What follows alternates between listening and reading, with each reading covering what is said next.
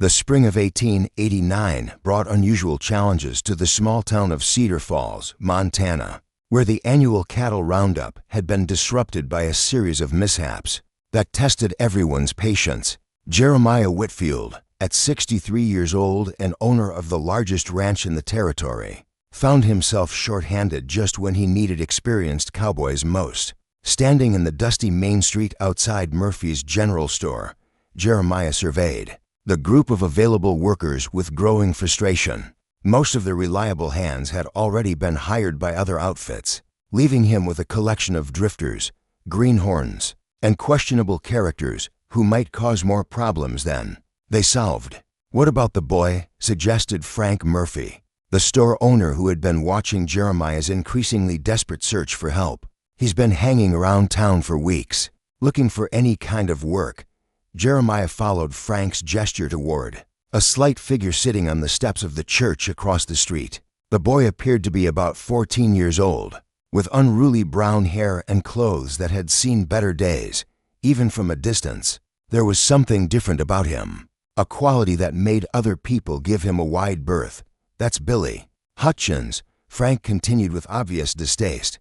"Orphan boy from the children's home in Helena. They say he's simple-minded, can barely speak a complete sentence without stuttering. Most folks think he's touched in the head."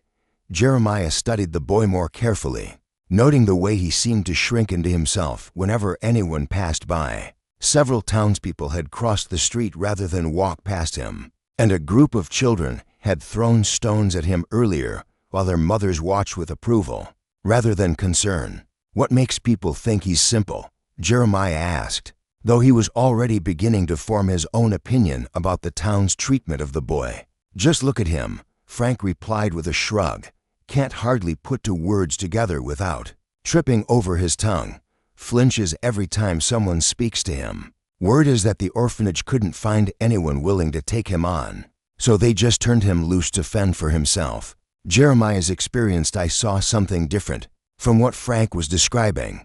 The boy's careful positioning on the church steps gave him clear views of all approaches, the kind of strategic awareness that suggested intelligence rather than simplicity. His apparent fearfulness looked more like the learned wariness of someone who had been hurt too often by people he should have been able to trust.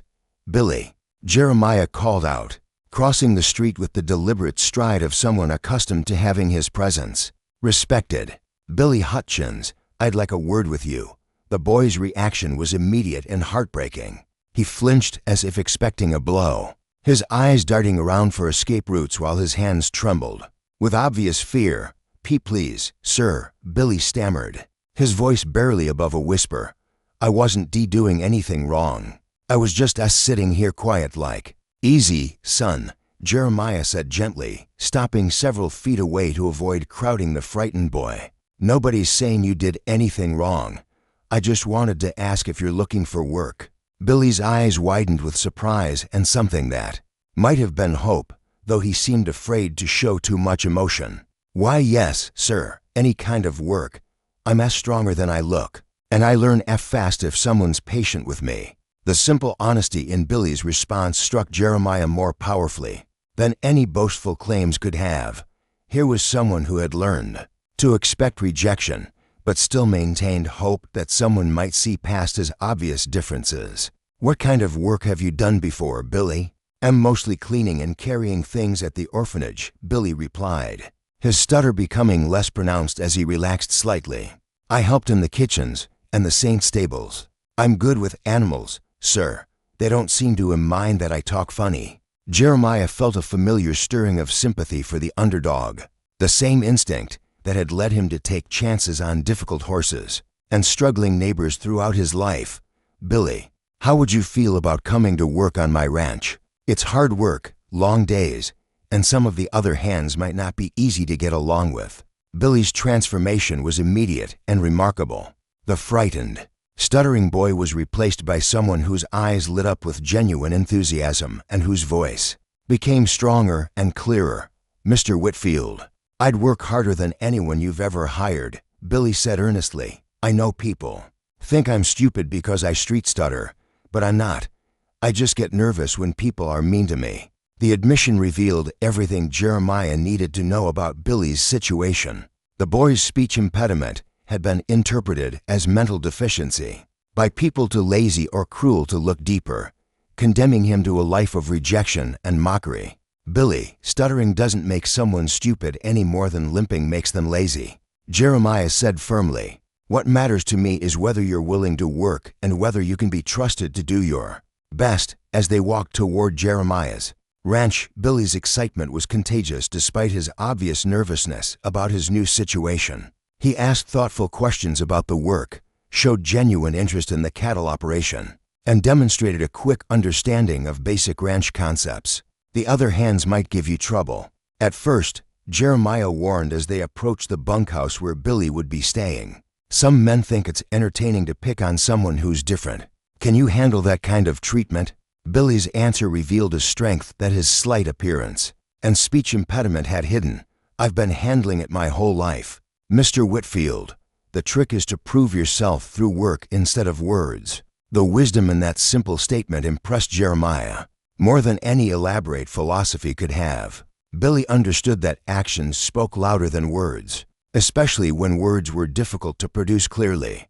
The other ranch hand's reaction to Billy was predictably harsh, led by Colt Mason, a large man with a cruel sense of humor and a reputation for bullying anyone he perceived as weak. They immediately began making sport of the new rival.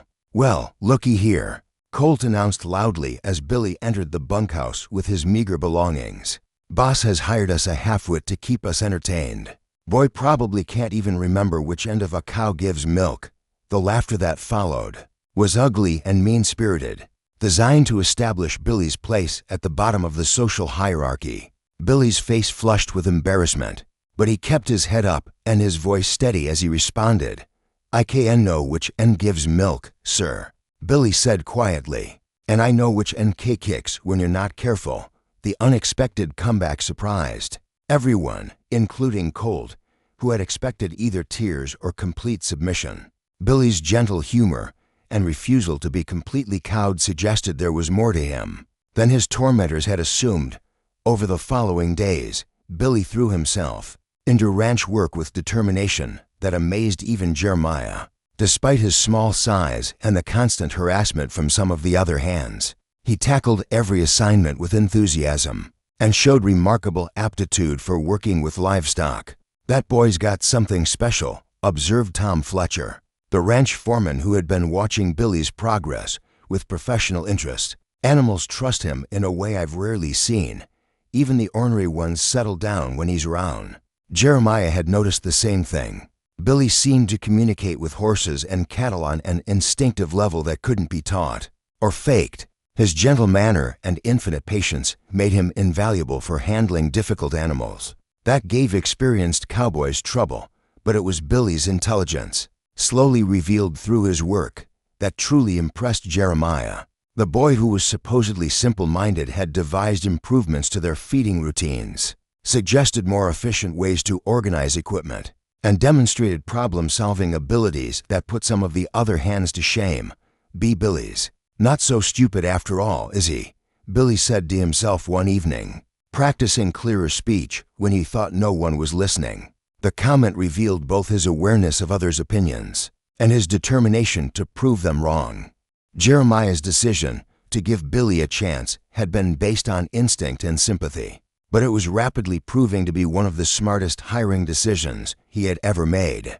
The boy who everyone mocked was becoming one of his most valuable workers, and his gentle nature was actually improving the overall atmosphere among the ranch hands. "Some of the men are starting to accept him," Tom Fletcher reported to Jeremiah after Billy had successfully handled a particularly difficult situation with a spooked horse.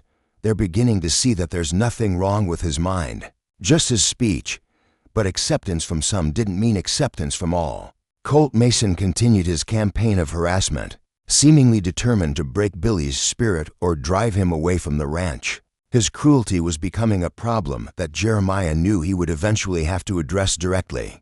The test that would define Billy's place on the ranch was approaching, though none of them knew it yet. Sometimes the measure of a person's character isn't revealed through their successes, but through their response to crisis. and Billy Hutchins was about to face a situation that would prove his worth in ways no one could have anticipated. As spring moved toward summer and the demanding work of the cattle season intensified, Billy continued to prove himself daily through dedication, intelligence, and a courage that his tormentors were only beginning to recognize. The boy everyone had written off as worthless was becoming indispensable, and those who had been quickest to mock him were starting to understand how wrong they had been.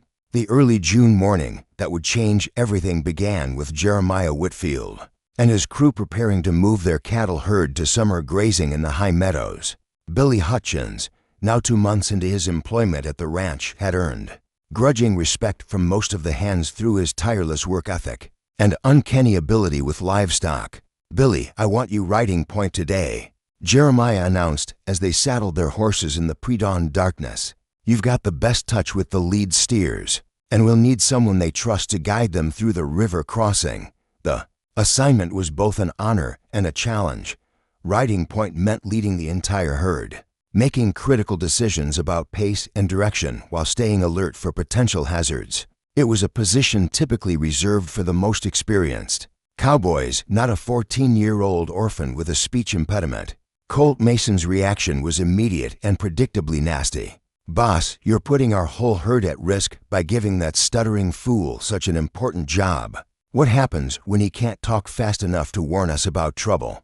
Billy's face flushed with the familiar shame that accompanied Colt's public humiliations, but his voice remained steady as he responded, "I'll do my best, Mr. Whitfield. The cattle trust me, and I won't let them down." "I know you won't, son," Jeremiah replied firmly, his tone making it clear that his decision was final. "You've earned this responsibility through hard work and good judgment." The trail to the summer pastures led through some of Montana's most challenging terrain, including a crossing of Silver Creek where spring snowmelt had swollen the normally placid stream into a rushing torrent. The crossing point was treacherous under the best circumstances, with hidden rocks and unpredictable currents that had claimed both cattle and cowboys over the years. Billy took his position at the head of the herd with quiet confidence, his gentle guidance keeping the lead steers calm and moving steadily along the trail.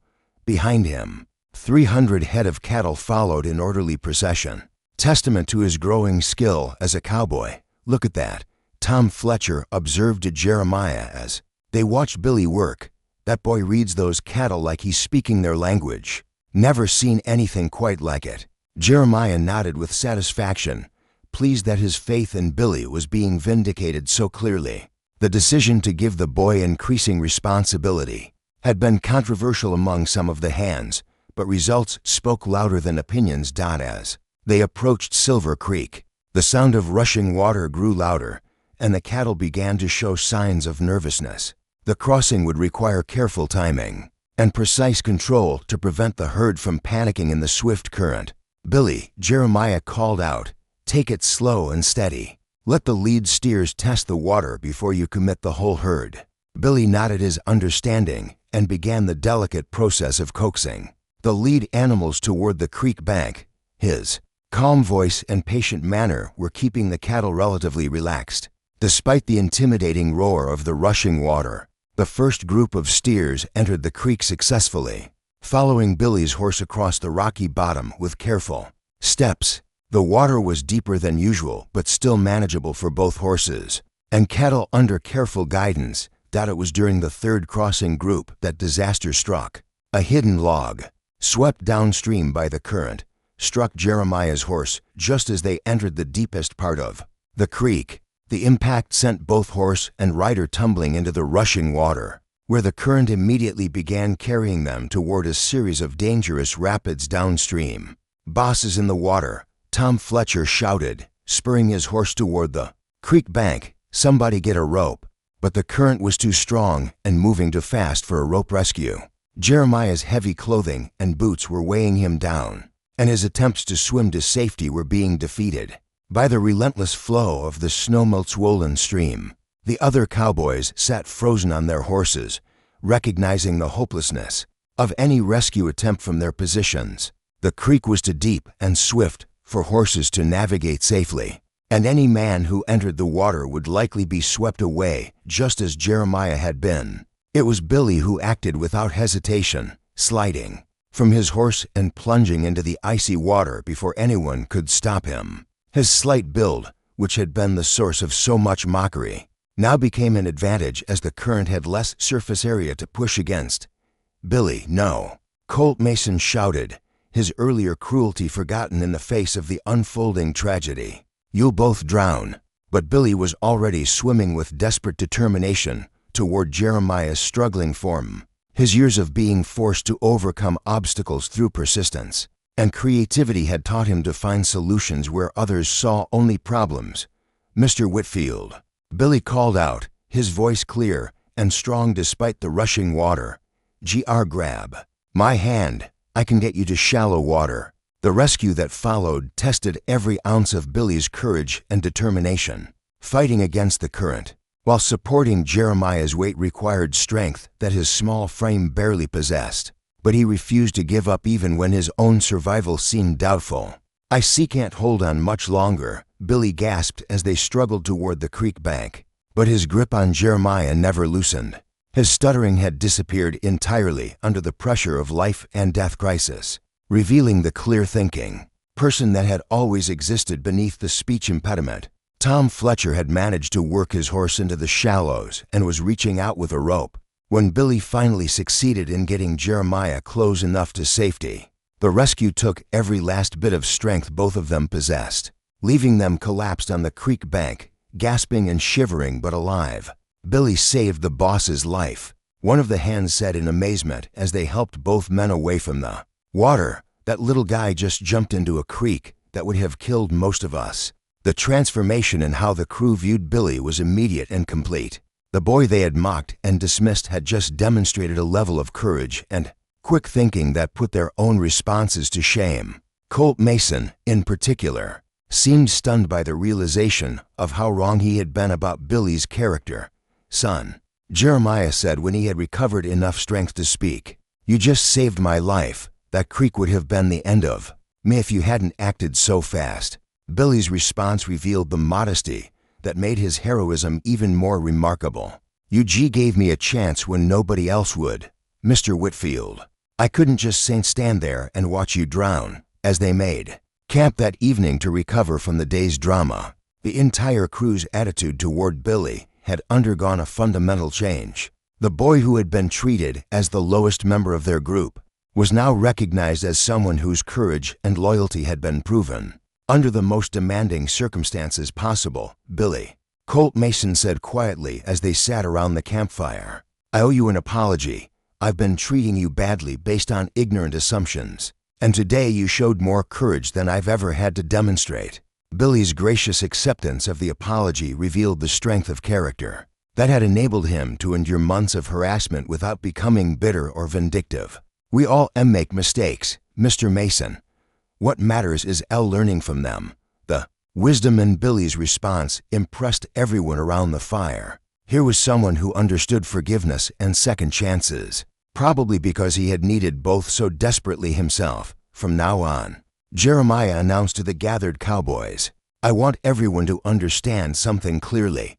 Billy Hutchins has proven himself to be one of the finest men I've ever had the privilege to work with. Anyone who has a problem with that can find employment elsewhere." The declaration was both a recognition of Billy's worth and a warning to anyone who might continue treating him poorly. Jeremiah's authority was absolute on his ranch, and his protection of Billy was now official policy. As they prepared for sleep that night, Billy reflected on how dramatically his life had changed in a single day. The boy who had been mocked and dismissed had become a hero, but more importantly, he had found the respect and acceptance that had been missing from his entire life. "Mr. Whitfield," Billy said as they settled into their bedrolls, "Thank you for giving me the chance to prove myself. I know it wasn't easy to hire someone that other people said was worthless." Jeremiah's response came from the heart of a man who had learned an important lesson about judging others by their appearances. "Billy, you were never worthless. You just needed someone to see past the surface to the real person underneath. Today you showed everyone what I've known for months. You're worth a dozen of most men." How will Billy's heroic rescue change his relationship with the crew? What new challenges will test the bonds forged in crisis? Subscribe to our channel to witness the incredible transformation of a mocked orphan into a respected hero. The autumn of 1889 brought recognition to Billy Hutchins that would have seemed impossible just months earlier. Word of his heroic rescue of Jeremiah Whitfield had spread throughout the territory, transforming the mocked Orphan Boy into a local legend whose courage was discussed in saloons and around campfires across Montana. Billy's become quite the celebrity, Tom Fletcher observed as they rode into Cedar Falls for supplies, noting how townspeople who had once crossed the street to avoid the stuttering boy now smiled and waved respectfully. Hard to believe these are the same folks who used to throw rocks at him.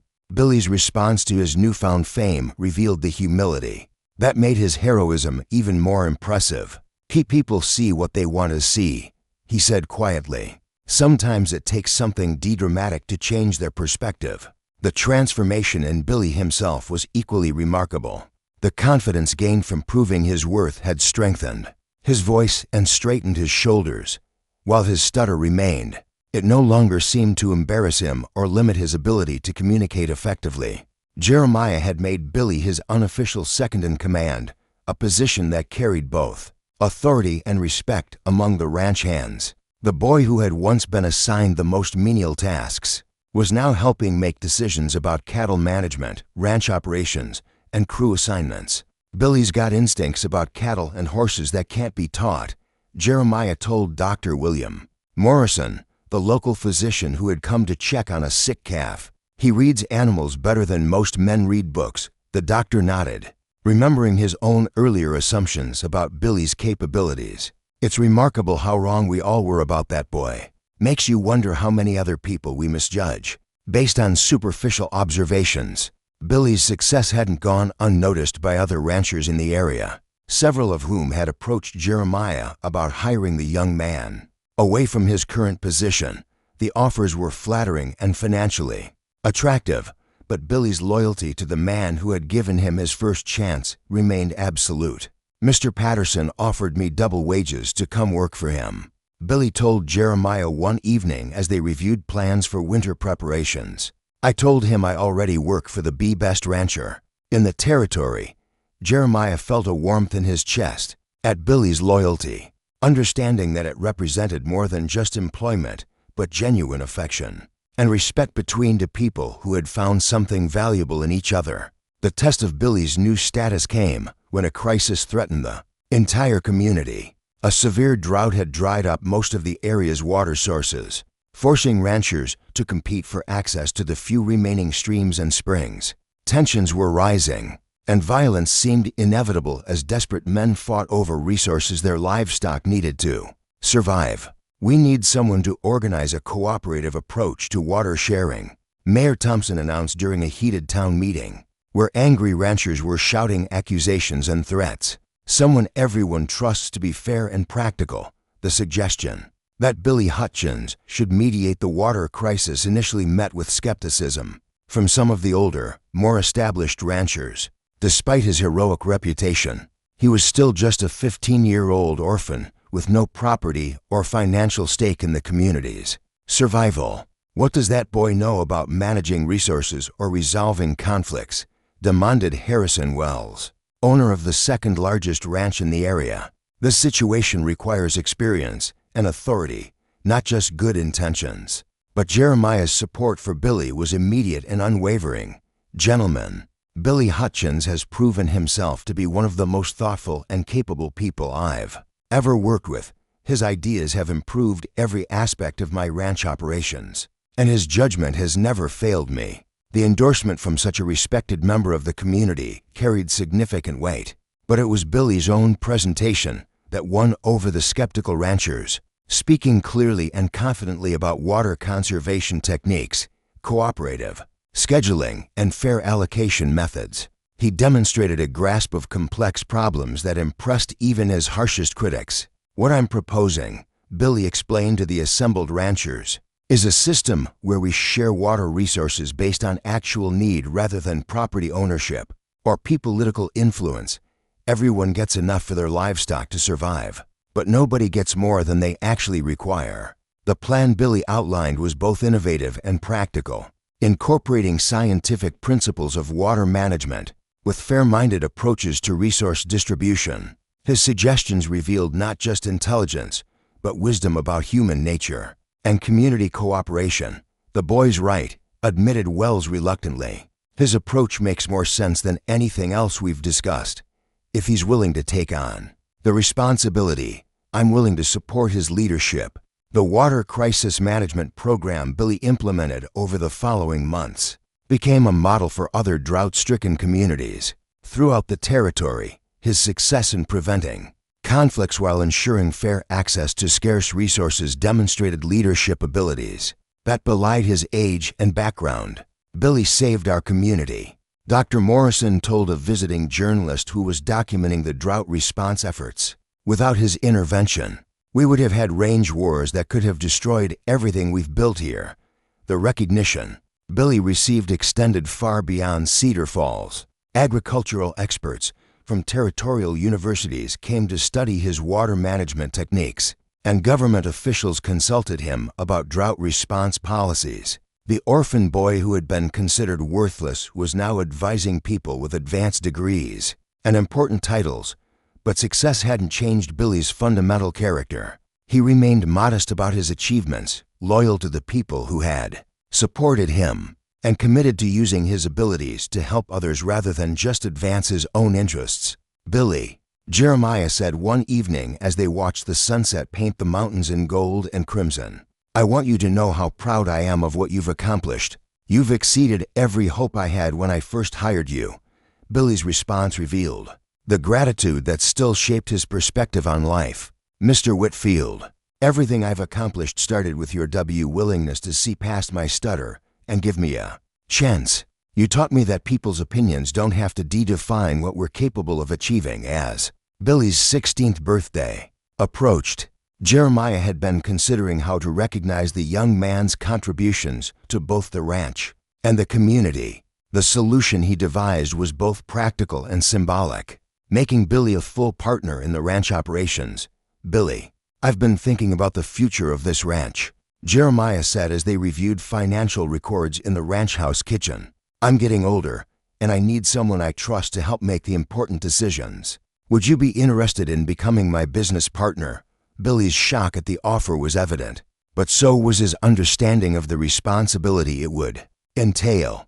"Mr. Whitfield, are you sure? I'm still just a kid, and I don't have any money to invest in the partnership." "Son, you've already invested something more valuable than money," Jeremiah replied. "You've invested your intelligence, your courage, and your dedication.